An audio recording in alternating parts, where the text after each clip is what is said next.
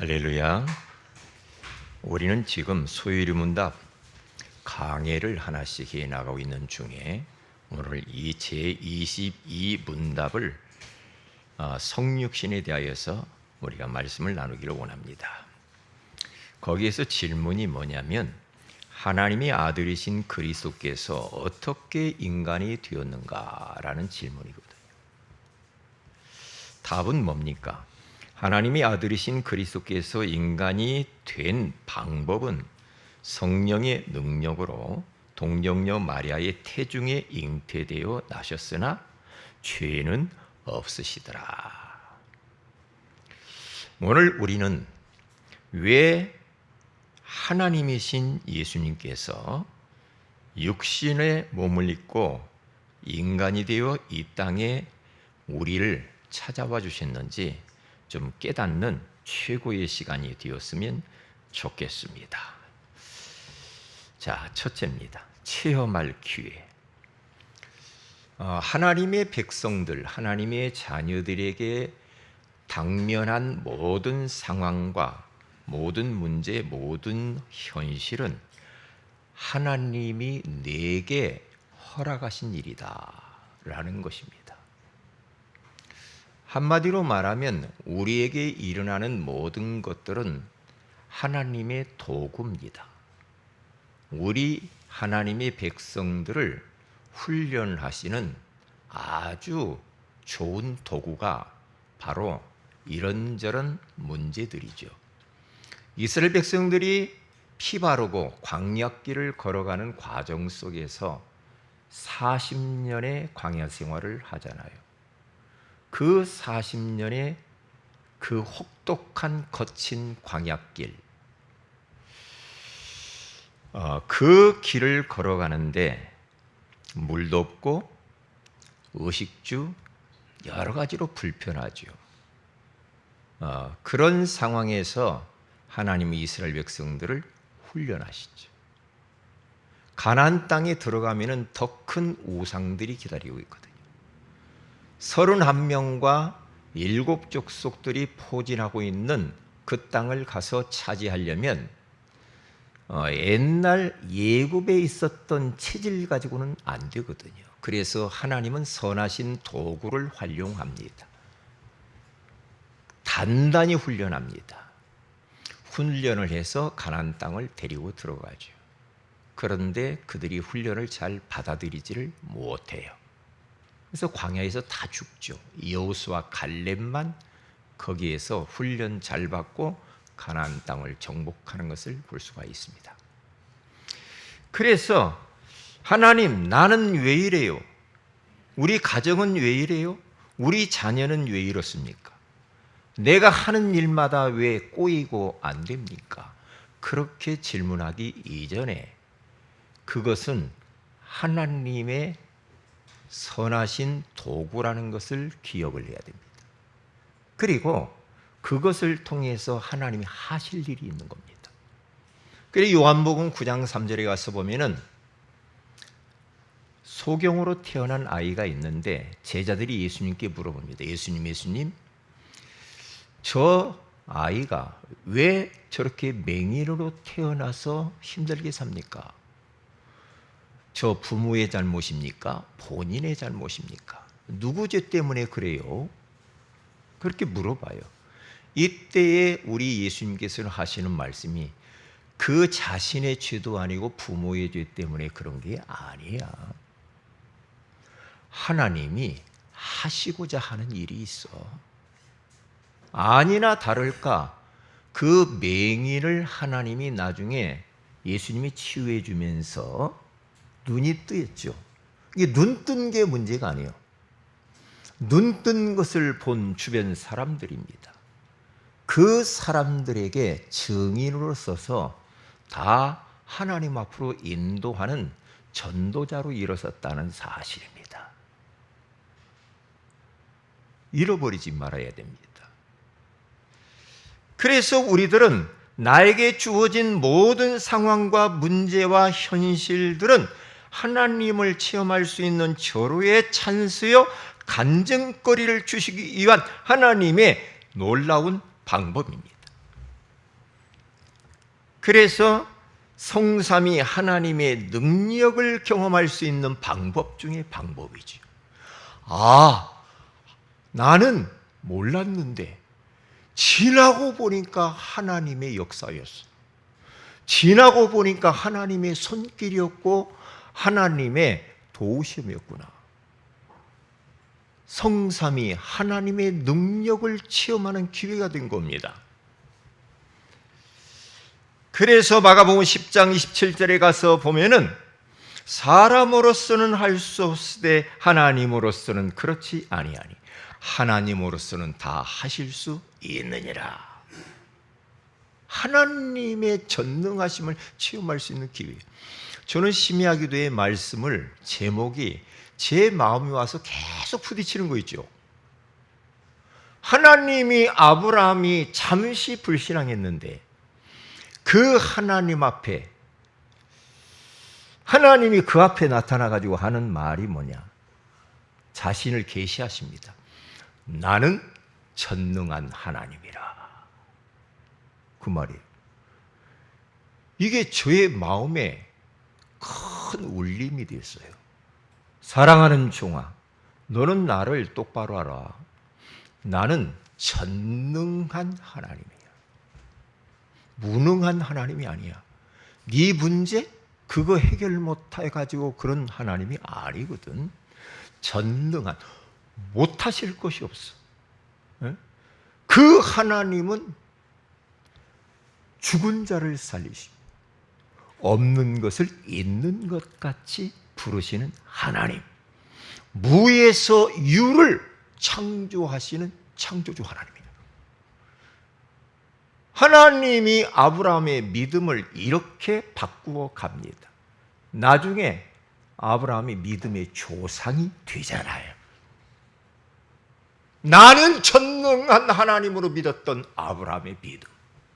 우리들도 그렇게 믿어야 됩니다. 우리의 생각, 우리의 지식, 경험, 하나님은 내 작은 이 머릿속에 갇히는 분이 아니에요. 내 한계 속에 갇히는 분이 아닙니다. 우리는 그 하나님을 다 알 수는 없어요. 그렇죠. 그러나 그 하나님이 믿어진단 말이죠. 전능한 하나님으로. 그리고 그 예수 그리스도, 오늘 성육신에서 오신 예수 그리스도, 그분이 그리스도로 오신 겁니다. 그래서 마태복음 16장 16절에 가서 보니까 주는 그리스도시요 살아 계신 하나님의 아들이십니다.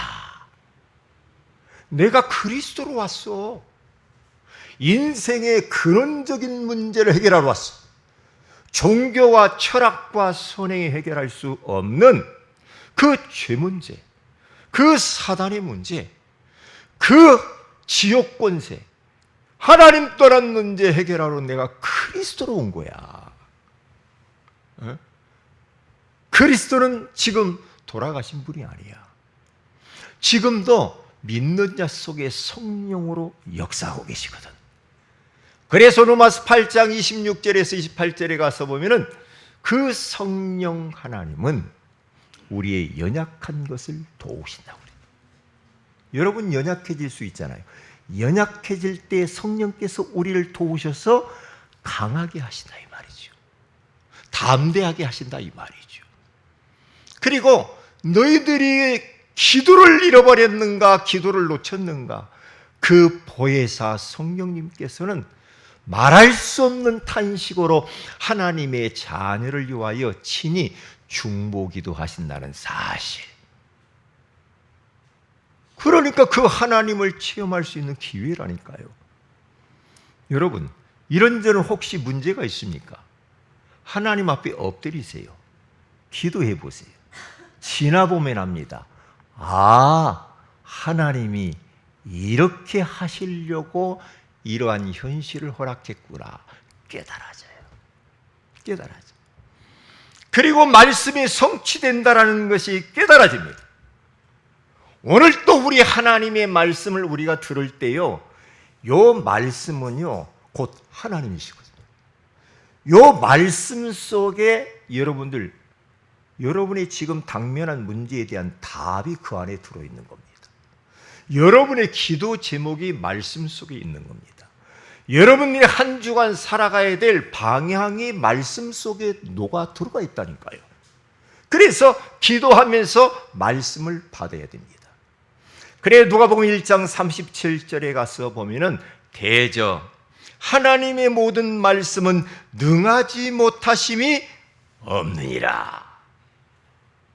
하나님의 말씀으로 천지를 창조했잖아요. 창조의 능력이신 이 하나님의 말씀.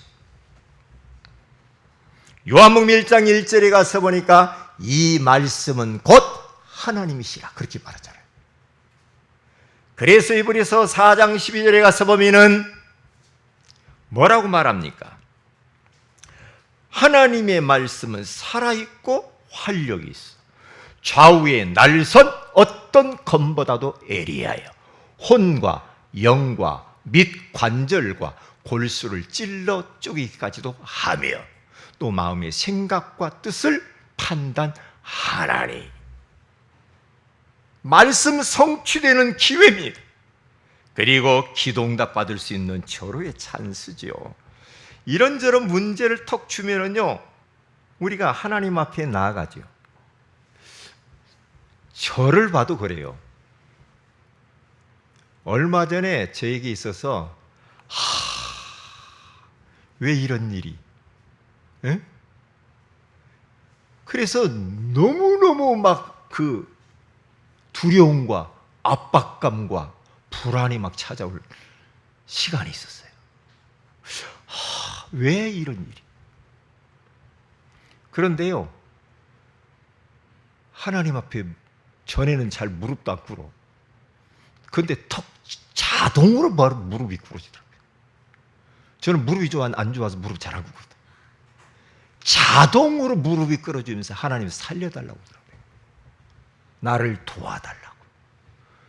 그러면서 전에 하는 기도하고 달라. 왜?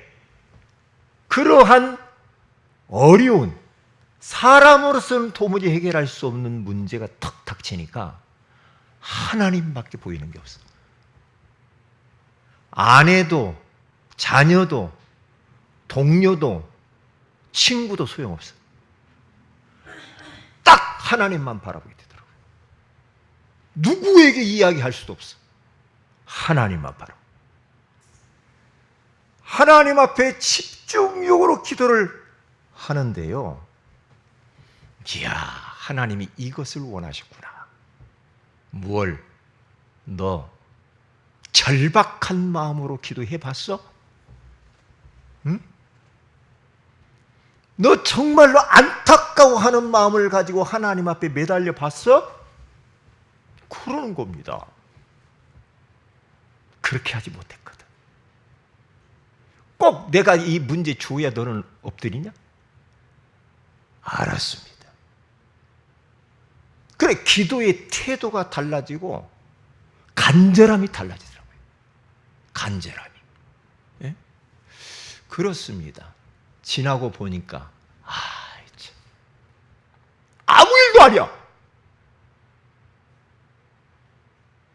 하나님이 잠깐 그걸 통해서 저를 갈급하게 간절하게 만드신 거야.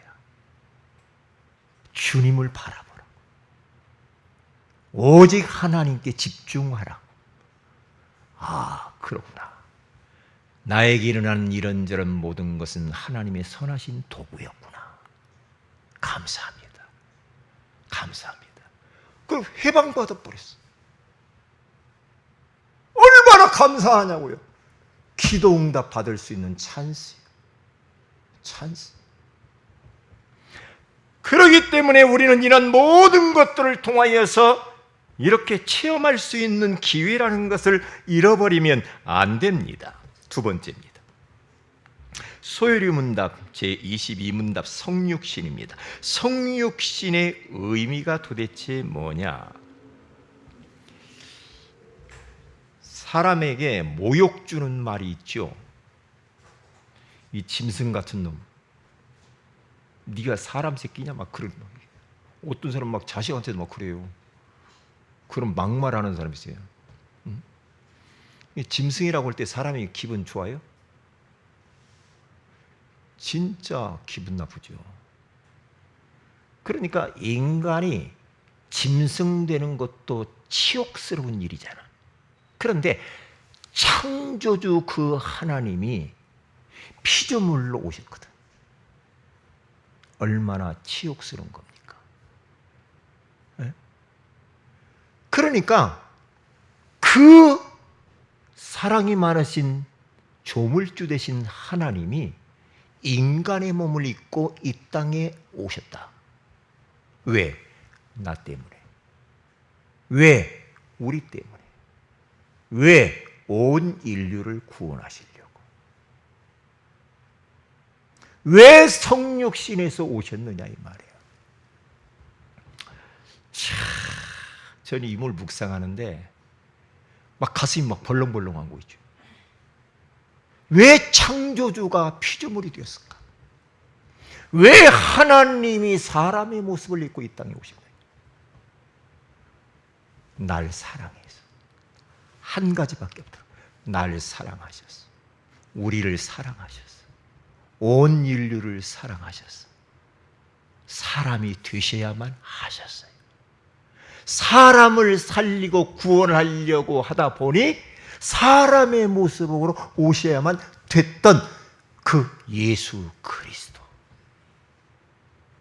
눈물 매랍더라고. 감동이에요. 하나님이 날 그렇게 사랑합니까? 80억의 인구 가운데 하나님이 나를 그렇게 사랑하셔서 하나님 자신이 하늘의 영광의 보좌를 버리시고 낮고 천한 저 베들레헴 말구유 거기에 탄생하셔야만 됩니까? 왜? 날 구원하시려고. 하나님 만나게 하려고. 하나님 자녀 삼으시려고. 응? 나를 축복하시려고 이런 어마어마한 역사를 연출하신 거야. 이게 바로 복음입니다. 복음. 그래서 로마서 5장 6절에 가서 보니까 우리 인간이 연약할 때, 내가 연약할 때, 경건하지 않을 때, 5장 8절에 가서 보니까 내가 죄인 되었을 때, 5장 10절에 가서 보니까 원수관계 있을 때 하나님과 원수지. 인간이 원수관계. 그런 관계 속에 그러한 처절히 멸망 가운데 있었던 온 인류를 사랑하셨어요.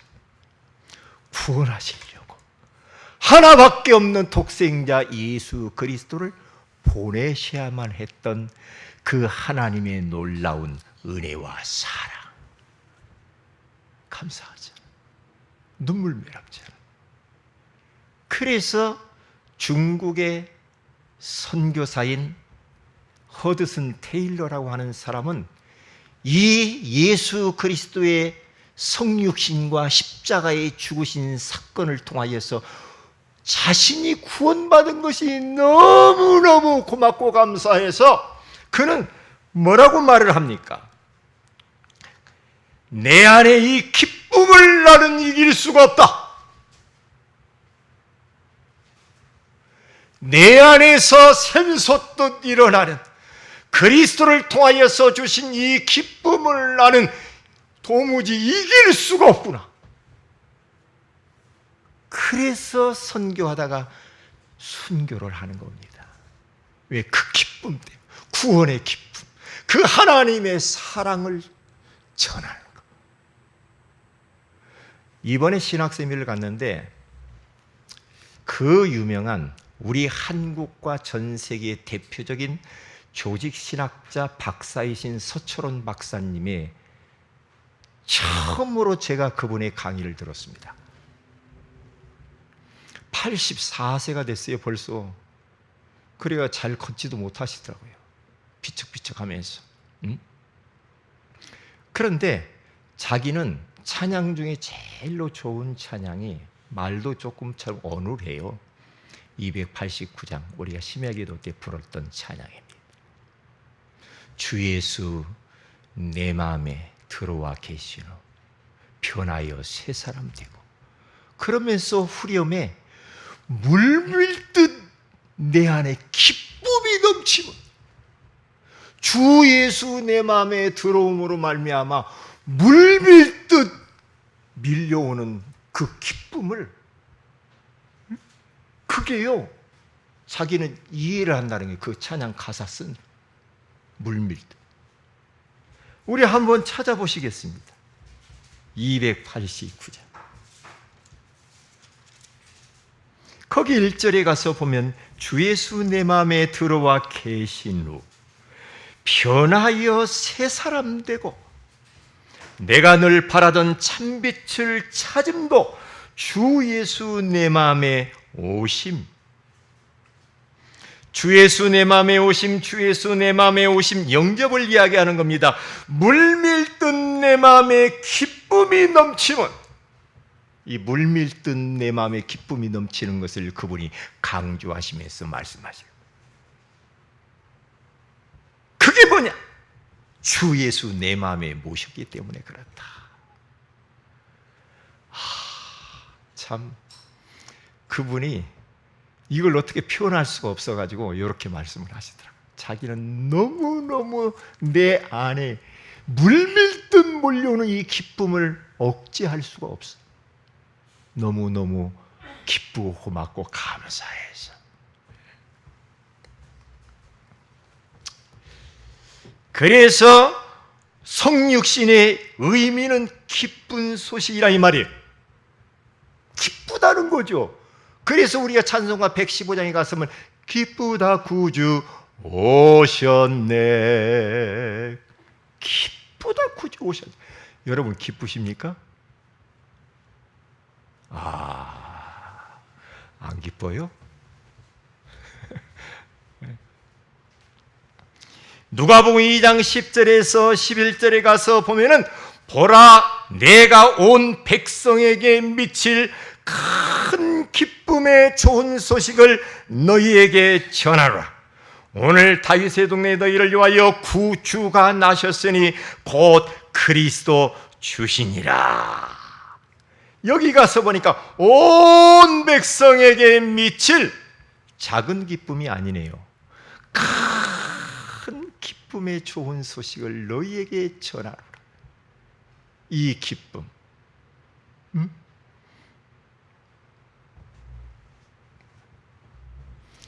그래서 바울 사도는 우리가 빌립보서 강해를 통해서 들었잖아요. 빌립보서 4장 4절에서 6절 그리고 13절에 가서 보면은 그는 말합니다. 감옥 안에 있는데 감옥 안에서 그는 너무너무 기쁘고 행복한 거예요. 그래서 기뻐하라. 내가 다시 말하노니 기뻐하라. 너희 관용을 모든 사람에게 알게 하라. 기뻐하라고 말합니다. 기뻐하라. 왜요? 복음이 그 기쁜 소식이잖아요. 그게 바로 하나님의 사랑입니다. 하나님이 우리를 얼마나 이 세상을 사랑했습니까? 요한복음 3장 16절에 가서 보니까 하나님이 세상을 이처럼 사랑하사 독생자를 주셨으니 이는 그를 믿는 자마다 멸망하지 않고 영생을 얻게 하려 하심이라. 하나님이 세상 속에 나를 이처럼 사랑했대요. 성육신하신 그 예수, 독생자를 보내주신 그 사랑, 보내주신 사랑.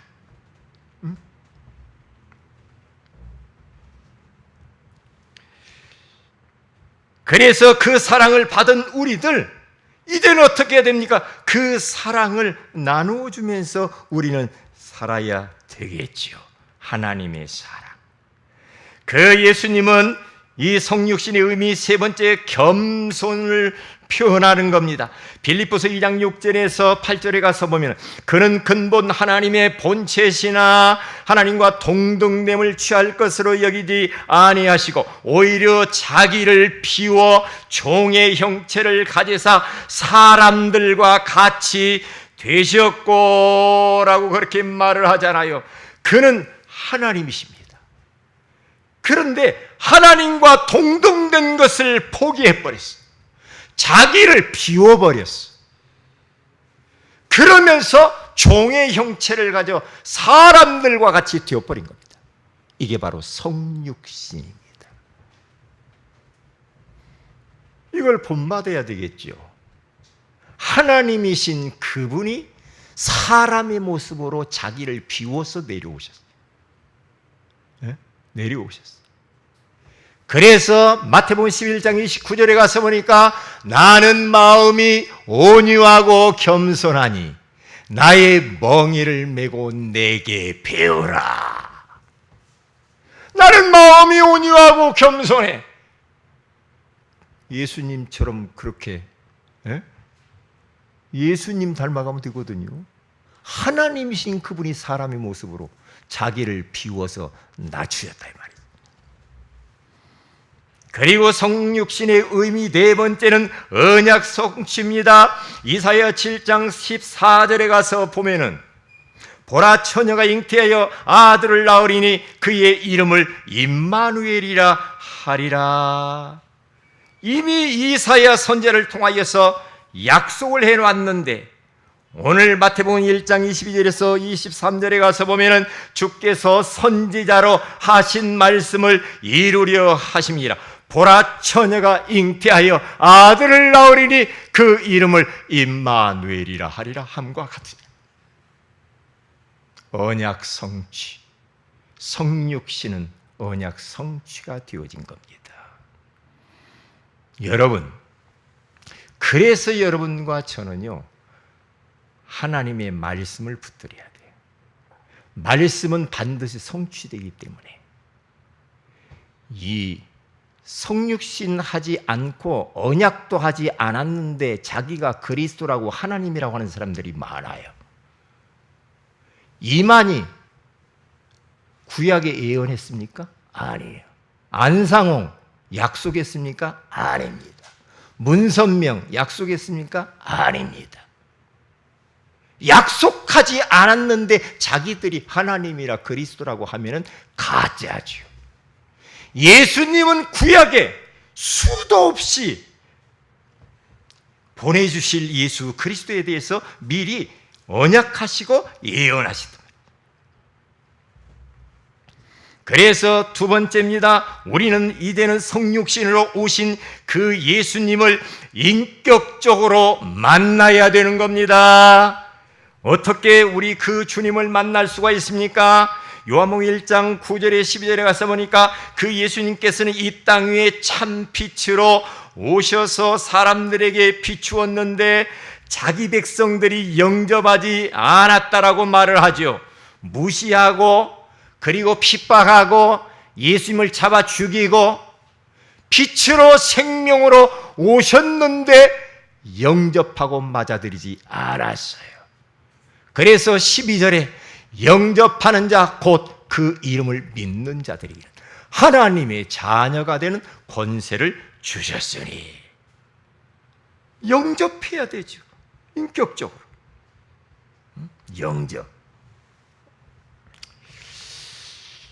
영접은 사실 모든 것이죠.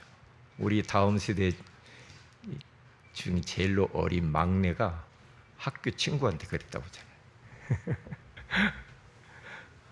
예수 믿냐? 믿어.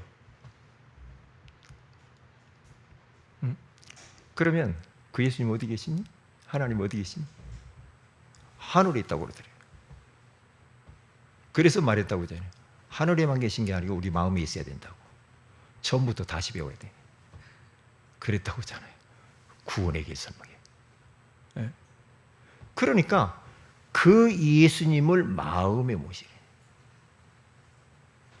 영접하는 자 곧 그 이름을 믿는 자들에게는 하나님의 자녀가 되는 권세를 주셨다고 하잖아요. 영접. 영접할 때 하나님의 영이신 성령께서 우리 안에 들어오세요. 성령께서 내주하는 동시에 우리는 구원받고 소속이 바뀌는 겁니다.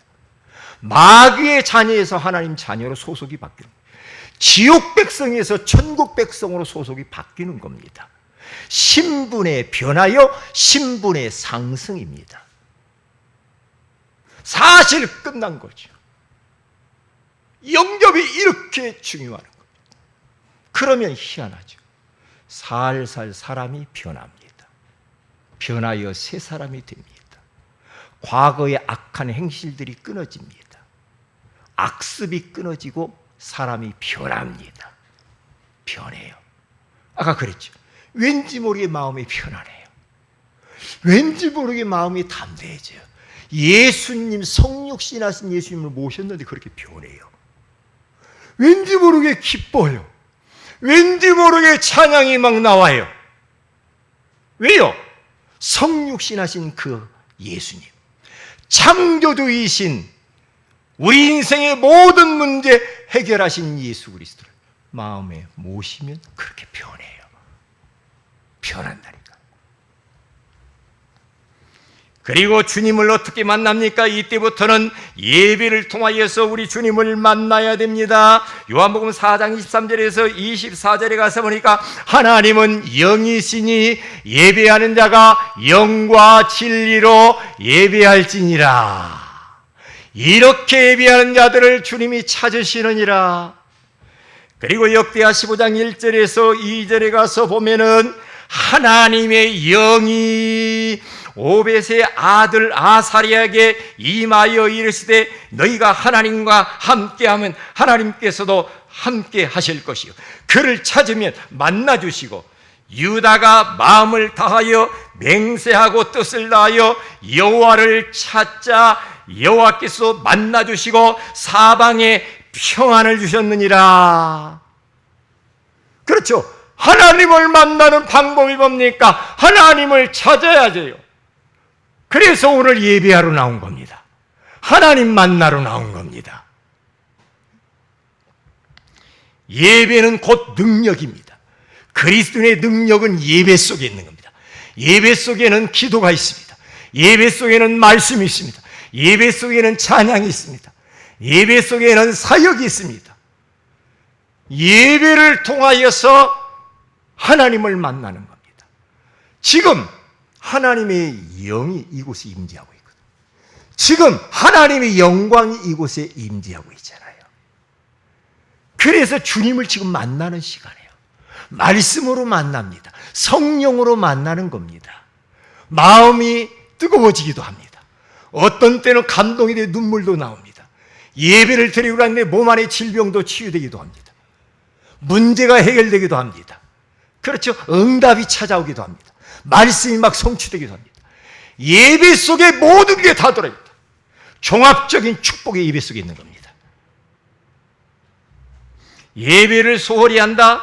나는 일이 바빠서 예배를 못 드려요. 나는 사람을 만나야 되고 돈 벌어야 되고 성공해야 되니까 막 뛰어야 됩니다. 그렇게 해가지고 성공할 것 같습니까? 천만의 말씀. 너 착각하는 겁니다. 하나님이 복 주어야 됩니다. 하나님이 은혜 주어야 됩니다. 그렇지 않으면 안 됩니다. 그리고 세 번째는 기도입니다. 시편 32편 6절에 가서 보니까 경건한 자는 주를 만날 기회를 얻어서 주께 기도할지니 그렇게 되어지면 홍수가 내게 미치지 못할 것이라 그렇게 말씀하는 겁니다. 주를 만날 기회를 자꾸 만들으세요. 여러분이 교회에서도 모든 공예배나 모든 모임 가운데 여러분들이 이게 주님을 만날 기회입니다. 우리의 또 6일 동안의 삶 속에서 가정예배를 통하여서 그렇죠. 주님을 만나는 겁니다. 말씀 운동을 통하여서 구역예배를 통하여서 주물을 통해서 새벽예배를 통하여서 하나님을 만나는 기회를 만들어야 됩니다. 그래야 삽니다. 주님을 인격적으로 만나야 됩니다. 그리고 네 번째입니다. 시편 22편 3절에 가서 보니까 이스라엘의 찬송 중에 계시는 주여 주는 거룩하시니이다. 하나님은요, 찬양이 너무 고프셔요. 이사야서 43장 23절에 21절에 가서 보면은 이는 내가 이 백성을 나를 위하여 지었나니 나를 찬송하게 하려 하심이니라. 찬송 중에 우리 주님이 임재하신대요. 함께 하신대요. 찬양이 얼마나 중요한지 몰라요. 왜냐? 인간 만든 목적이 찬양하기 위해서 만들었대요. 전도? 아닙니다. 나 만드는 게 전도 때문에? 아니에요. 나 만들으니까 돈 벌고 성공하고 그것 때문에? 아닙니다. 하나님을 찬양하면서 예배하기 위해 나를 만드는 거예요. 잃어버리지 말아야 됩니다. 제가 지난번에 이야기를 한 번에 한 적이 있는 것 같은데, 왜 사도행전 16장 25절에 가서 보면은 바울과 실라가 감옥에 들어가가지고 왜 기도하고 찬양했을까? 기도만 하지 않고 찬양을 같이 했다는 거죠. 이건 뭡니까? 우리는 자꾸만 기도만 해서 달란다고. 그러면 하나님께 영광을 돌리고 하나님께 감사하고 자꾸만 하나님을 높여드리는 것은 없고 맨날 달라고만 한다. 그래서 균형을 이루어야 된다. 찬양과 기도. 그래서 바울과 실라는 찬양과 기도를 균형을 이루어서 거기에서 감옥에서 했을 때 감옥문이 열렸다 이 말이에요. 같이 가는 거예요. 같이. 그리고 다섯 번째입니다. 말씀 묵상입니다. 시편 1편 2절에서 3절에 가서 보면은 거기 시편 기자는 오직 여호와의 율법을 즐거워하여 그의 율법을 취하러 묵상하는도다. 말씀을 자꾸 묵상을 해야 됩니다. 말씀을 읽어야 됩니다. 말씀을 암송해야 됩니다. 말씀을 들어야 됩니다. 그래서 요한계시록 1장 3절에 가서 보니까 하나님의 말씀을 듣는 자와 읽는 자와 지키는 자가 복이 있도다. 그렇게 말하잖아요. 복이 있대요. 말씀을 가까이 한 자가 복이 있다고 합니다. 말씀을 잠깐이라도 우리가 미뤄두고 말씀과 멀어지는 순간에 복이 없는 겁니다. 예, 금방 세상 방식으로 또 삽니다. 그건 아니거든요. 우리는 말씀 제자가 돼야 돼요. 결론입니다. 주는 그리스도시요 살아계신 하나님의 아들이십니다. 이것을 계속 선포하고 고백하세요. 예수 세 가지를 같이 한번 읽어봅시다. 시작. 예수 그리스도는 하나님 만나는 길이 되셨습니다. 두 번째, 예수 그리스도는 죄와 저주에서 해방시키셨습니다. 세 번째, 예수 그리스도는 사탄의 권세를 깨뜨리셨습니다. 이것을 계속 여러분의 삶 속에서 되뇌이면서 고백하고 선포하시길 바랍니다. 기도합니다. 하나님, 오늘 성육신 되시는 예수 그리스도에 대하여서 하나님의 사랑을 확인하게 해주신 것을 감사합니다. 성육신의 의미는 기쁜 소식이요 하나님의 놀라운 사랑이요 겸손이요 언약 성취라는 사실을 깨닫게 해주신 것을 감사합니다. 이제는 그 성육신 하신 그 예수 그리스도를 만나게 하여 주옵소서.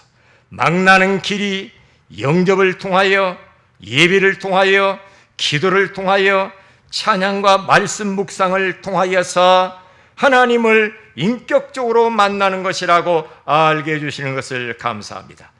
그 예수님이 그리스도라는 사실을 깨닫고 아버지 하나님, 예수 그리스도는 하나님 만나는 길이요 저주와 죄에서 해방시키는 길이요 사탄의 권세를 깨트리는 길임을 알고 우리의 삶의 현장에서 계속 고백하며 선포하며 승리하게 하여 주옵소서.